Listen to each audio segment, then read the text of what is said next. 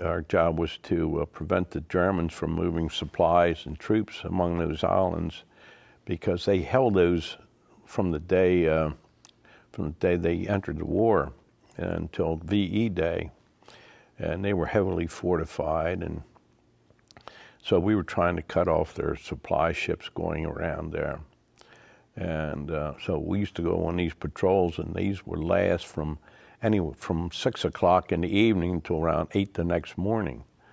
And during these patrols, you know, if a radar would pick up an object, it could be anything, and the skipper would call general quarters, and then you rush and jump in your turret, you know, and you're expecting any action right away. And it turns out to be it isn't. And so when it was turned out that we actually did have an enemy object. You were almost glad there was for a change.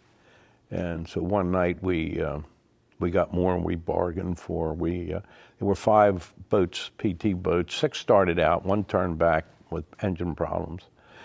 And we engaged a convoy of something like 8 or 9 German ships off of the coast of Jersey.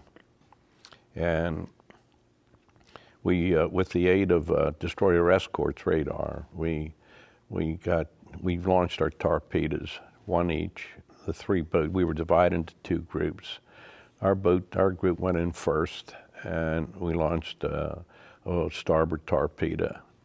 Unfortunately, they were set too deep. These were shallow craft, and but we didn't know at the time. And then we withdrew, and then the second group went in, and they had the same success as we did, none. But one of the boats in that second group then decided, I think they did anyway, made a gun run, and the skipper was killed at the wheel, and the PT boat rammed one of the German ships loaded with troops, and they just lobbed grenades down and machine gunned the men, and they were all killed except one man. He was taken prisoner by the Germans. They saved him out of their goodness of their heart.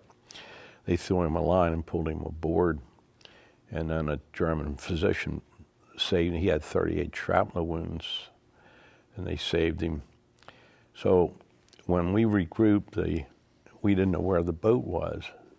So then we were ordered to go back in and look for it, because the destroyer escort had picked up an object.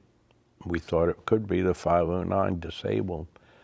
So we started in with another PT boat, and I was sitting in my after 50 gun turret, and I could hear the radarman holler up, and the target's so far, and finally he said, "Skipper, if you don't stop soon, you're going to ram whatever's out there." Just that the fog lifted, and there sit these 2 German ships. Well, they opened fire with 88s, everything they had. And then, of course, we returned to fire. And while I was firing, I could feel something hitting me alongside of my face. And, of course, I didn't stop firing my guns, but I couldn't figure out what the heck was hitting me. So after it was all over, we regrouped, and I thought we were going to go back in and take on another round. So the executive officer said, "No, we're getting out. We've been hit. We got casualties." And when I climbed out of my turret, I looked down aside, and a shell had come through right near my turret, and these were splinters were hitting me alongside of my face. And it blew the boat hook in half.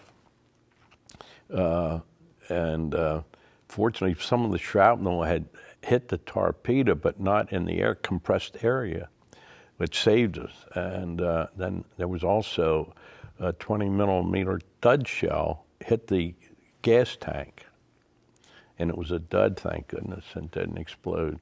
They all told, though, that night we lost 16 men and we had 8 wounded, and there was never another patrol who ever had that many casualties, either in the Pacific or in the European theater, unfortunately.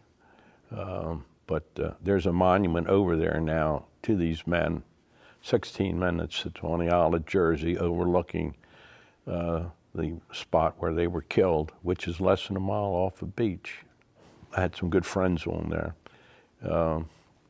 In fact, the gentleman who was a skipper of that boat, Lieutenant Cremer, came aboard our boat in England. He had combat duty in Pacific, and he stayed on our boat until mid-July, and then he was reassigned to the 509. And so he was lost, and a couple of the gunners who I knew, I went through school with them.